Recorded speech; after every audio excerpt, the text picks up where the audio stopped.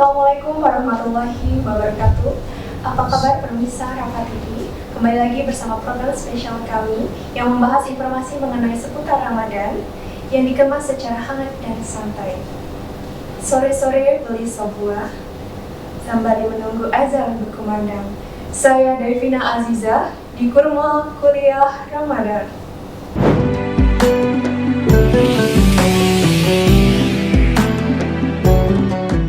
Pemirsa, pada kurma kali ini tentu saya tidak akan sendirian.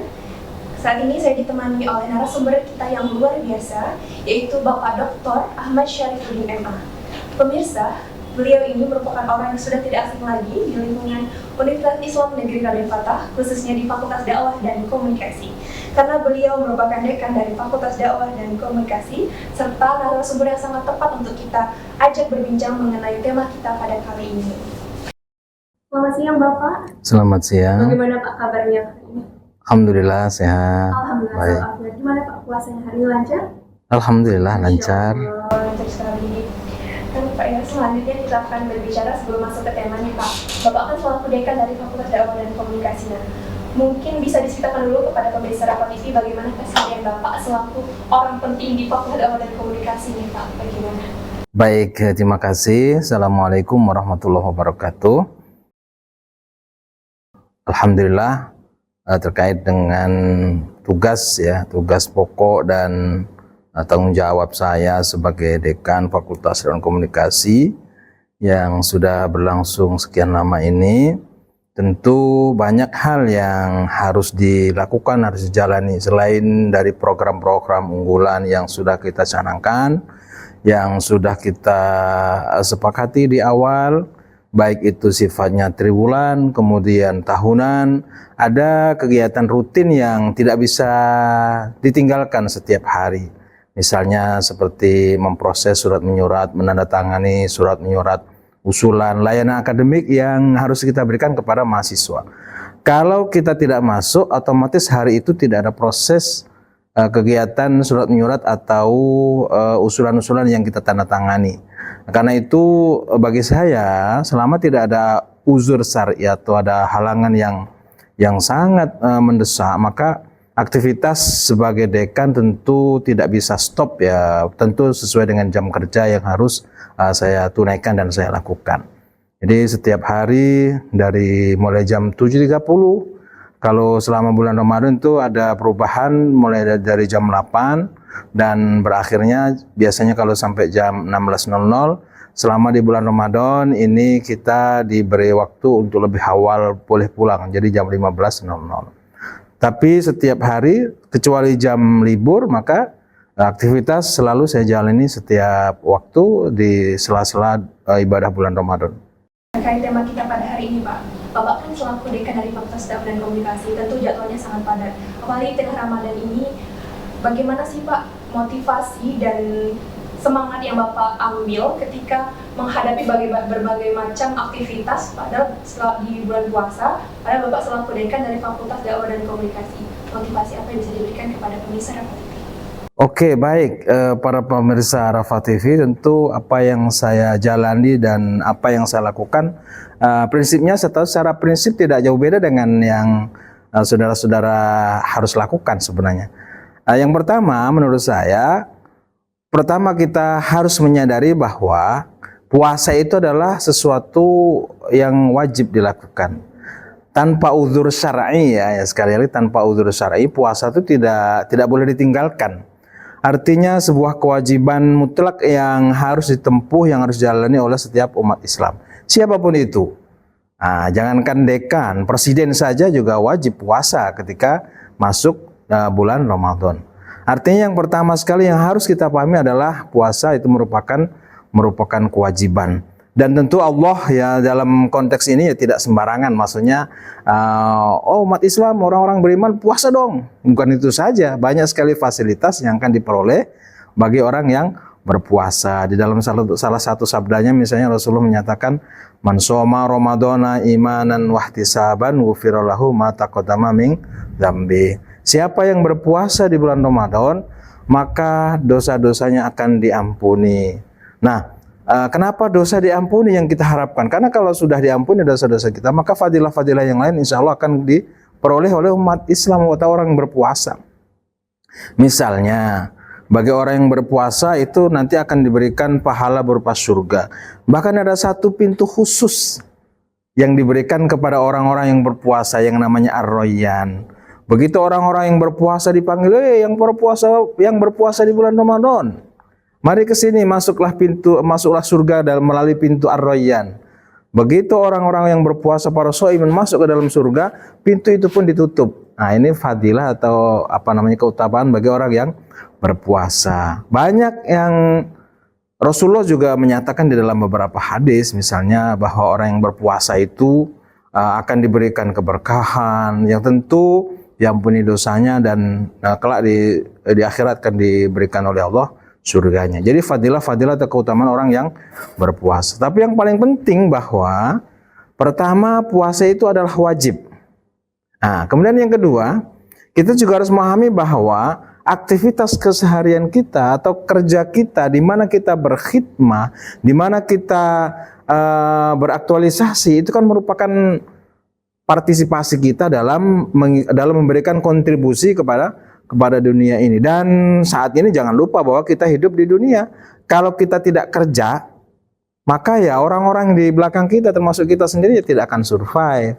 Meskipun orang bilang atau kata pepatah meskipun Anda belum bisa kaya karena kerja Anda, tapi paling tidak tempat kerja kita sudah memberikan kita hidup, sudah memberikan kita survive. Artinya bahwa beraktivitas, bekerja, beraktualisasi itu merupakan sebuah kewajiban juga.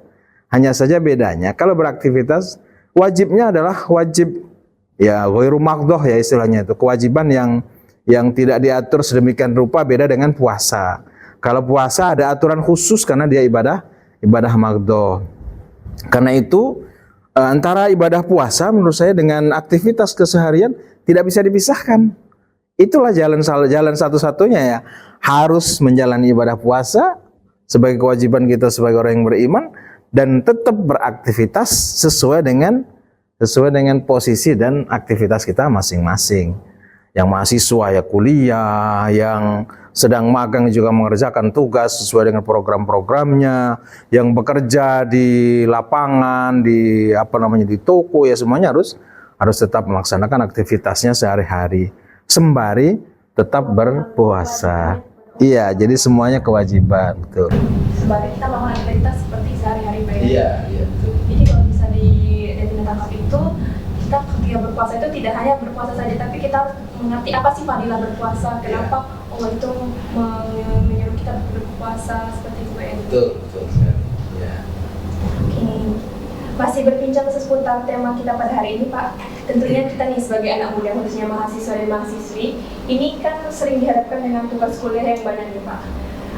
Apalagi ketika kita berpuasa ini, kita kuliah sambil berpuasa. Bagaimana sih tanggapan Bapak mengenai persoalan ini, dan mungkin boleh dijelaskan solusinya untuk kita yang sedang berkuliah tapi juga berpuasa, supaya puasa ini bukan menghalang kita untuk melakukan aktivitas-aktivitas seperti kuliah dan tugas-tugas yang lain, Pak. Baik, terima kasih, pertanyaan yang menarik. Apa kiat-kiatnya supaya tetap bisa menjalankan ibadah puasa dengan baik dan tetap semangat dalam menjalani aktivitas ya.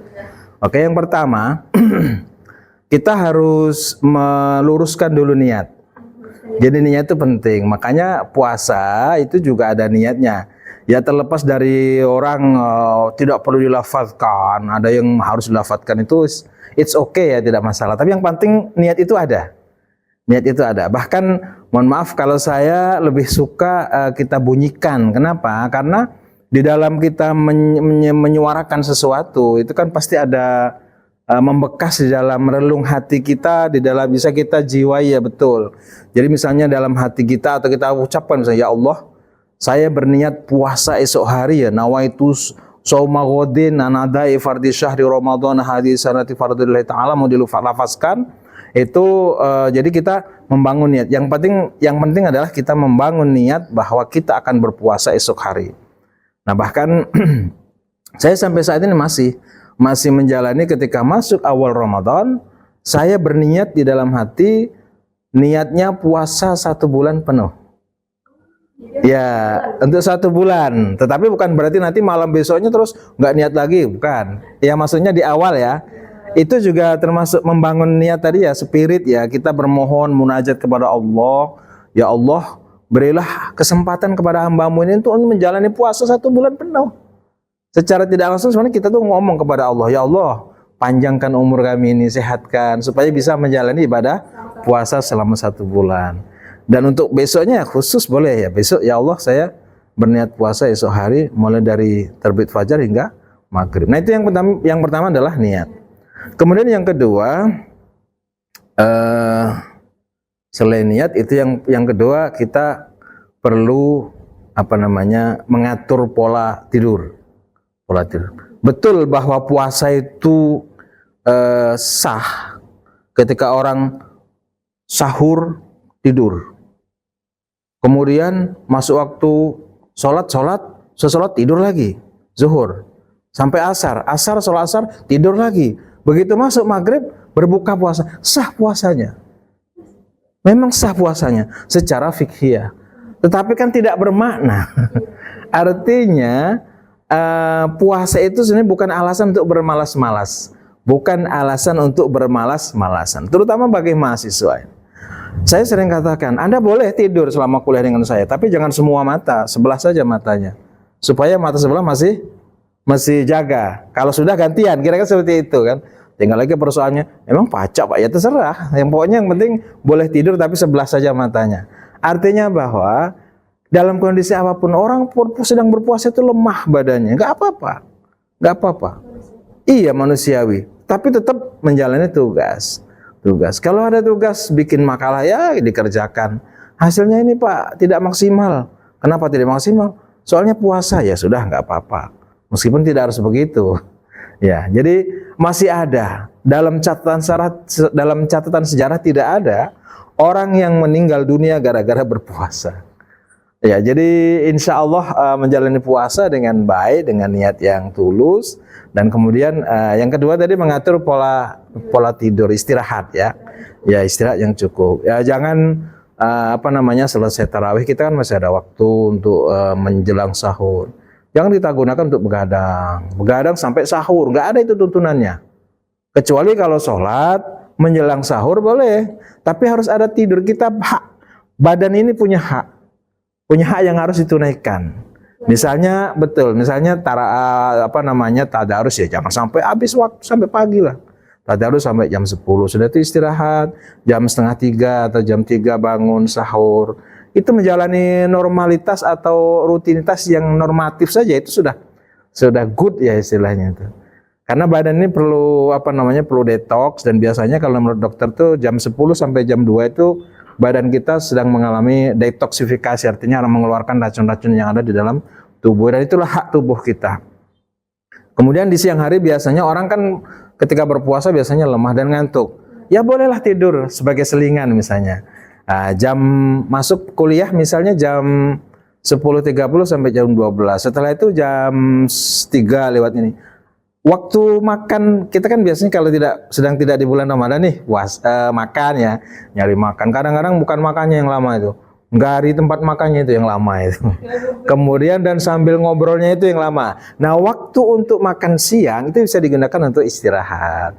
Jadi kita bisa mengatur ya, misalnya siang harus tidur ya, bisa kita gunakan untuk istirahat. Ya tidur 15 menit atau 20 menit sudah cukup. Itu ya insya Allah sudah segar lagi sehingga bisa melaksanakan atau menjalani aktivitas selanjutnya. Itu yang kedua, mengatur pola tidur. Yang ketiga, hindari kafein. Ya, karena dalam berpuasa ini badan kita ini sensitif. Kafein itu yang bisa berakibat kepada lambung ya. Apalagi selama berpuasa 1 hari penuh, itu biasanya kan lambung kita kosong. Kalau kita banyak minum minuman yang berkafein di sore atau menjelang sahurnya, maka itu biasanya akan berdampak pada fisik kita, terutama di siang hari. Mulai perut sudah mulai kosong. Nah, khawatir kita kafein yang kita konsumsi tadi belum terserap dengan baik sehingga bisa menimbulkan hal-hal yang tidak baik. Yang keempat tentu menjaga kesehatan. Menjaga kesehatan itu penting. Menjaga kesehatan penting. Tidak harus berolahraga, tidak harus memforsir ya. Misalnya pagi habis sahur, sholat subuh, jalan maraton. Sudah selesai maraton, minum, buka puasa batal. Nah, itu yang apa namanya dikenal oleh anak muda dengan asmara subuh itu saya kira tidak perlu ya. Kalau sekedar duduk ngobrol ya tadi selingan sebagainya bolehlah.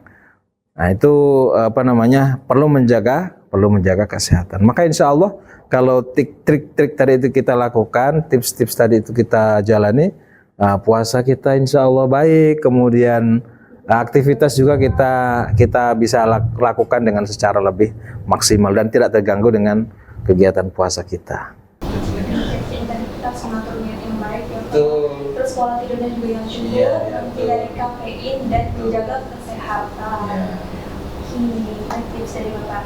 Nah, kita akan next ke pertanyaan selanjutnya Pak. Tentu di bulan suci Ramadan ini bukan menjadi penghambat kita untuk lebih mengembangkan diri, improve diri kita kalau menjadi lebih baik. Nah, bagaimana Bapak memprioritaskan kegiatan yang bermanfaat di bulan suci Ramadan sehingga puasa ini bukan penghambat Pak? Jadi bisa lebih melakukan kegiatan-kegiatan yang bermanfaat, tapi puasa ini bukan jadi penghambat untuk membatasi kegiatan-kegiatan tersebut. Oke, baik. Kalau saya melihat bahwa sesungguhnya di bulan Ramadan ini bukan berkurang aktivitasnya, malah nambah. Contoh ya tarawih ya setelah Isya itu kita nambah aktivitas ya, aktivitas. Bahkan kalau bagi saya juga teman-teman dosen yang lain, saya kira biasanya menjalani tugas sebagai imam. Nah, kan bertambah tuh. Ya, jadi imam pada sholat Isya, tarawih dan memberikan kultum. Nah, jadi di bulan Ramadan biasanya saya tidak kurang dari 5 atau 6 masjid. Kalau masing-masing 2 aja udah 12. Itu belum termasuk yang zuhur ya. Ba'diyah zuhur itu yang sampai saat ini misalnya ada di masjid kita, Darul Mutakin, ada kultum ba'diyah zuhur, kemudian di masjid As-Sa'adah ya. As-Sa'adah kilometer 5 juga ada. Untuk saya ya, saya kira dosen-dosen UIN juga yang lain tuh pasti banyak juga kegiatan-kegiatan sebelum maghrib, yang menjelang berbuka, kemudian cobalah kita perhatikan kalau aktivitas di bulan Ramadan, radio, kemudian televisi juga biasanya ada aktivitas-aktivitas yang tidak dilakukan di luar bulan Ramadan. Nah, itulah makanya bagi saya sebenarnya justru di bulan Ramadan ini kita harus menambah aktivitas itu yang di luar bulan Ramadan tidak kita lakukan di bulan Ramadan. Otomatis ya seperti memberikan tausiah, kemudian menjadi petugas imam itu juga enggak serta-merta saja kita. Meskipun sesuatu itu sudah sudah rutin ya.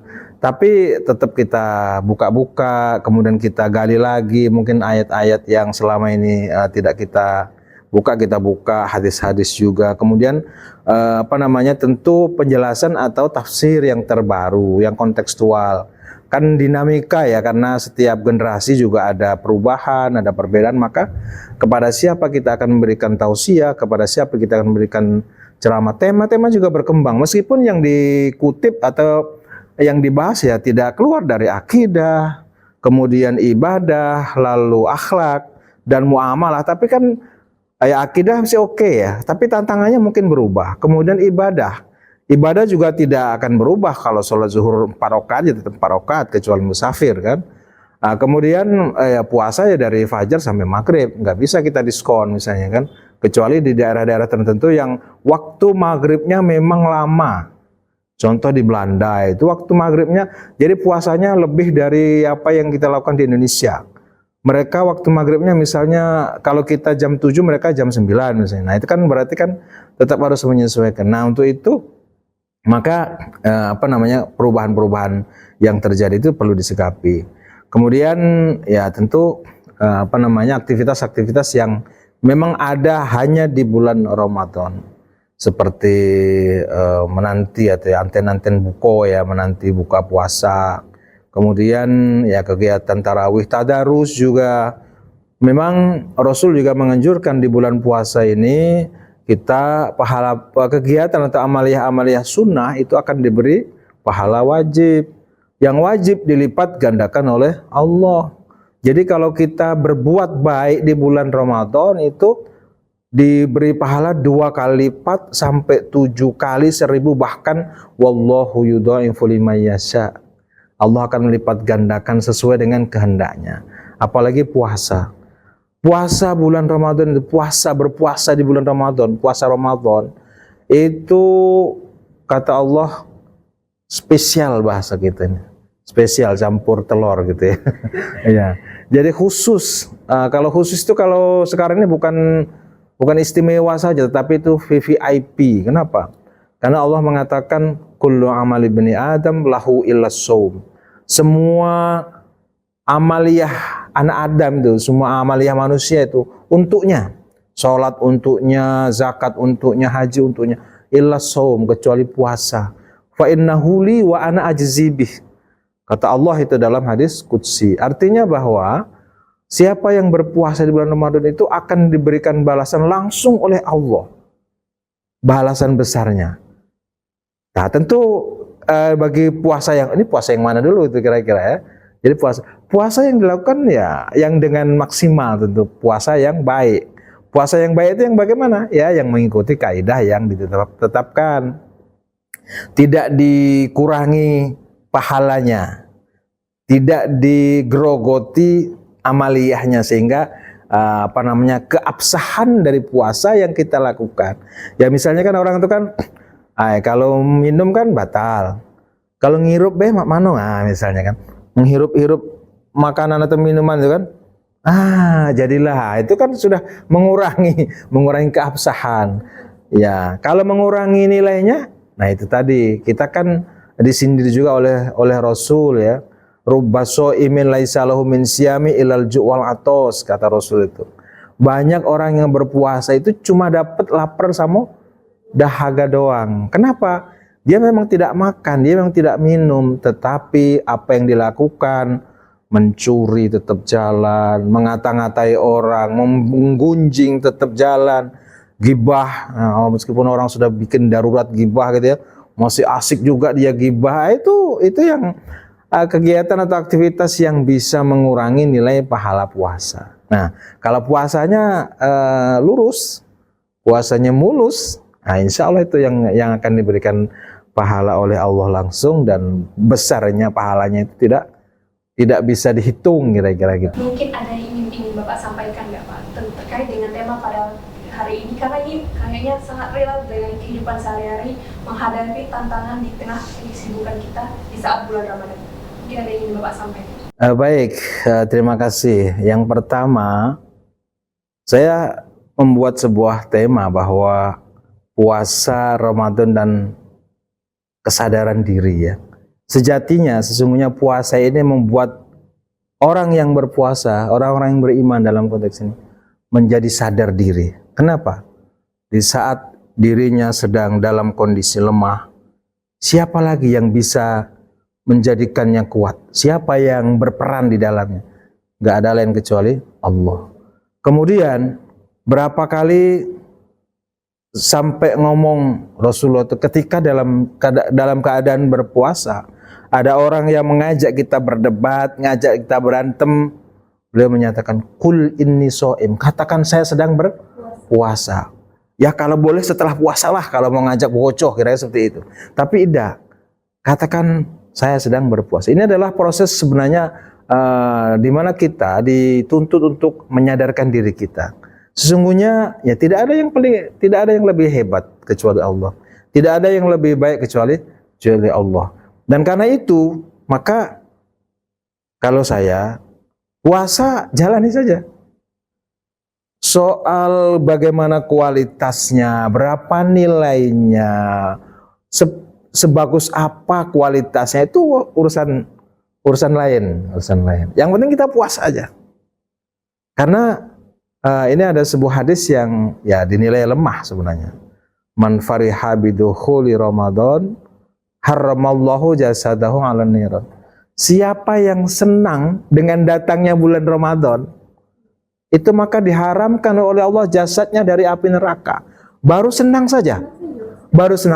Tapi jangan salah konotasi, mohon maaf ya. Orang mengatakan hadis itu lemah banget, jangan-jangan mardud. Kenapa? Lah orang-orang Cina, mohon maaf tuh, orang-orang pedagang-pedagang yang non-muslim itu kan semuanya senang dengan datangnya bulan Ramadan. Kenapa? Karena dagangannya bakal laku, laris, keras. Terlepas dari itu, tapi ya tentu tidak ke sana maknanya. Artinya kita sebagai orang-orang yang beriman, karena yang dipanggil kan jelas tuh, ya ayyuhalladzina amanu, orang-orang yang beriman saja yang dipanggil itu. Kutiba alaikumusiyam kama kutiba alal ladzina min qablikum la'allakum tattaqun. Jadi yang dipanggil adalah orang-orang yang beriman. Jadi kalau ya kita semua mungkin yang menjalani ibadah puasa sejak kecil, bahkan sejak boleh puasa setengah hari ya, puasa zuhur, bukan puasa zuhur sih, puasa sebenarnya. Tapi ketika zuhur, beduk zuhur, makan, disuruh makan. Tapi setelah itu berpuasa lagi sampai maghrib. Itu puasa latihan namanya. Nah, sampai betul-betul puasa beneran, dan sampai sekarang sudah berapa tahun kita menjalani ibadah puasa ini, harusnya sudah memiliki makna di dalam sanubari kita, di dalam jiwa kita. Kalau saya memahami seperti itu. Jadi bahwa sesungguhnya puasa itu mengantarkan setiap orang yang berpuasa atau orang yang beriman untuk menyadari akan dirinya atau menyadarkan dirinya bahwa yang Allah is the best ya. Dari puasa yang dijalani itu kan makanya terus dilahirkan sifat yang sopan, santun, ramah tamah. Kita kan dianjurkan puasa kita bergantung amalannya, kecuali kita tunaikan zakat fitrah di akhir puasa, di akhir Ramadan. Artinya itu membangun kesadaran diri kita bahwa membangun, kalau bahasa Jawanya itu tepos liro ya, membangun solidaritas, kita seperti itu. Artinya bahwa puasa yang kita lakukan itu harus sudah menjadikan kita itu menyadari betul, menjadi orang yang sadar, menjadi orang yang baik. Nah, makanya wajar kalau setelah ibadah Ramadan dijalani oleh setiap umat Islam, maka akan menjadi Idul Fitri, kembali kepada fitrahnya. Itu karena memang semua dosa sudah terhapuskan, kemudian jiwa tadi ya, jiwa kita sudah terkondisikan sedemikian rupa menjadi orang yang sangat baik baik untuk dirinya, istilahnya itu khairun lahu, kemudian khairun li ghairihi. Ada istilahnya itu baik untuk dirinya, baik untuk lingkungan. Makanya orang yang berpuasa itu harusnya ya, menurut Imam Al-Ghazali itu ada level-levelnya. Ketika di level yang ketiga, itu kan sudah orang yang maksum, dia orang yang terpelihara dari yang perkara yang subhat. Yang subhat saja dia hati-hati, apalagi kalau perkara yang haram. Jadi orang yang puasanya itu namanya puasanya orang yang khawasul khawas, VVIP. Jadi ada tingkatan-tingkatan ya. Pertama, puasanya secara umum saja lah, tidak makan, tidak minum gitu ya. Lalu yang kedua, selain tidak makan dan minum, itu juga meninggalkan hal-hal yang tidak berguna, seperti yang saya sampaikan tadi, apalagi gosip segala macam itu ya. Nah, kemudian yang ketiga, selain dari tidak makan, tidak minum, tidak melakukan hal-hal yang tidak bermanfaat, dia juga menjaga diri dari hal-hal yang sebenarnya subhat itu yang belum jelas status, dia ditinggalkan itu. Jadi itu orang-orang yang khawasul khawas atau orang yang VVIP tadi. Jadi memang ada berbagai tingkatan bagi orang yang berpuasa. Ya kalau menurut saya jalani saja puasa semaksimal mungkin, sebisa mungkin. Kemudian syukur-syukur bisa naik level yang kedua, syukur-syukur lagi bisa naik level yang ketiga, yang mampu mengantarkan setiap insan atau setiap jiwa yang berpuasa itu menyadari akan dirinya. Bincang dari awal dari akhir mengenai tema kita pada siang hari ini dengan semangat dan informatif tentunya. Boleh nih untuk terakhir Pak, sebelum kita tutup, Bapak bisa berbagi tips atau trik gitu Pak untuk menjaga ibadah puasa agar tetap optimis dan mendapatkan manfaat dari ibadah itu sendiri. Oke, baik, tip dan trik supaya ibadah puasa yang kita jalani mendapatkan manfaat dan tetap optimis. Mendapatkan manfaat dan tetap optimis. Yang pertama tentu niat. Iya, niat. Jadi niatnya itu di setiap hadis yang saya perhatikan itu man qoma ramadhana, man shoma ramadhana imanan wahtisaban. Jadi karena iman tadi itu. Jadi baik puasa maupun qiyamu Ramadan itu basisnya itu adalah karena iman. Karena itu harus niat yang baik, membangun komitmen yang baik. Jadi puasa supaya dapat jodoh nggak usah. Puasa supaya dapat THR nggak usah. Puasa karena lillahi ta'ala. Sudah kalau sudah nawaitu shauma wadin nanadai fardhi syahr ramadhana hadhihi sanati lillahi ta'ala atau imanan wahtisaban, ya terserah. Tapi yang pasti lillahi ta'ala, itu yang pertama. Jadi membangun niat yang lurus, membangun niat yang baik karena iman.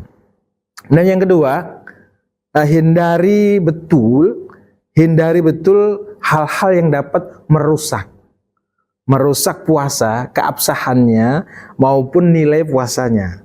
Ya, yang pertama keabsahan dulu lah. Ya, orang kan ada teman dulu ya itu yang bilang katanya, saya puasa ini kalau ada yang ngajak makan ayam saya siap batalin, katanya begitu. Nah itu kan sudah tidak baik ya. Meskipun dia puasa sampai maghrib, tapi sudah rusak dalam tanda kutip ya. Jadi memang harus dijaga.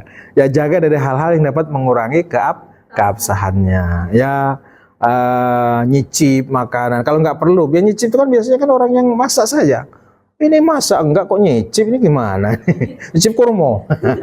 Itu yang kedua, itu bisa mengurangi keabsahan puasa.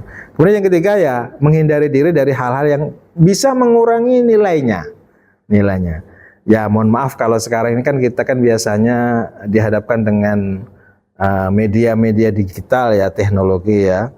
Ya saya nggak usah ngomong panjang lebar lah, kalau saudara-saudara juga bisa lihat kalau kita baca berita saja, pengen buka aplikasi berita detik.com misalnya atau yang lain itu kan muncul semua itu yang mohon maaf yang hal-hal yang kadang-kadang tidak patut lah kita ini. Nah gimana ini ya, skip saja, skip. Ini berat, kadang penasaran kan, wah ingatlah kita sedang berpuasa, itu saja. Jadi ketika ada dorongan, astagfirullahaladzim, kita sedang berpuasa, itu saja. Jadi saya bayangkan begini, alangkah sayangnya, betapa sayangnya puasa yang kita lakukan dari pagi, dari fajar sampai maghrib, menahan lapar, menahan puasa, itu nggak ada sama sekali nilainya kan, sayang kan? Nah, makanya begitu ada, astagfirullahaladzim, udah, begitu ketemu sama teman-teman yang biasa rumpi gitu, ayo kita sini gosip, stop, kita sedang berpuasa. Iya, cut, kita sedang berpuasa. Nanti aja kalau udah lebaran, kira-kira seperti itu.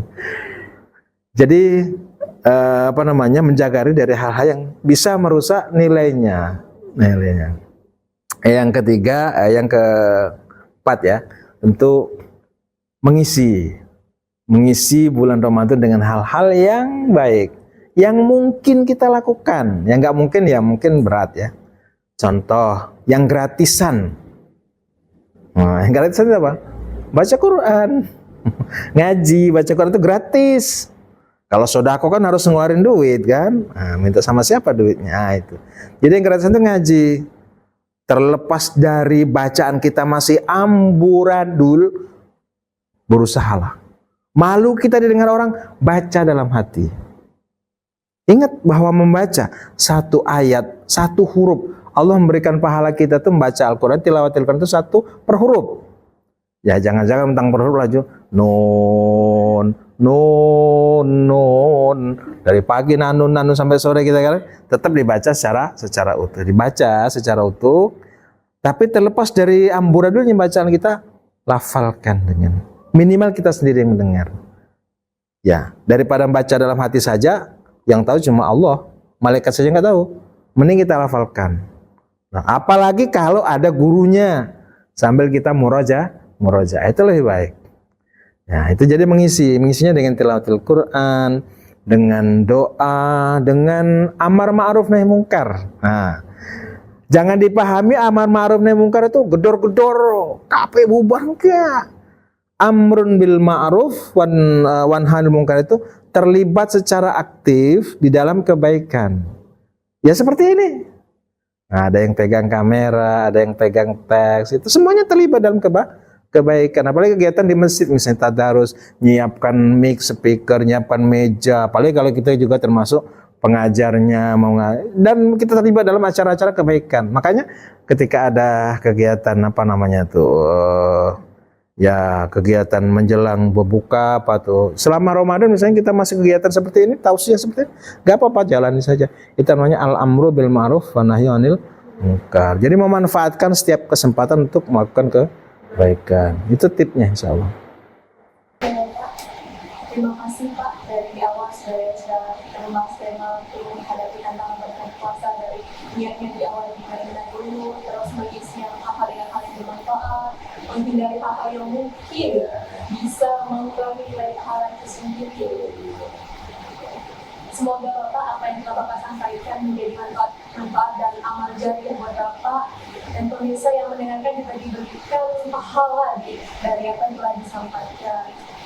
Oke, saya ucapkan terima kasih kepada pemirsa yang sudah menemani dari awal hingga akhir. Semoga kita senantiasa semangat dalam berpuasa dan memperoleh manfaat dari puasa itu sendiri. Saya, Devina Anida, selaku yang bertugas, pamit undur diri. Wassalamualaikum warahmatullahi wabarakatuh.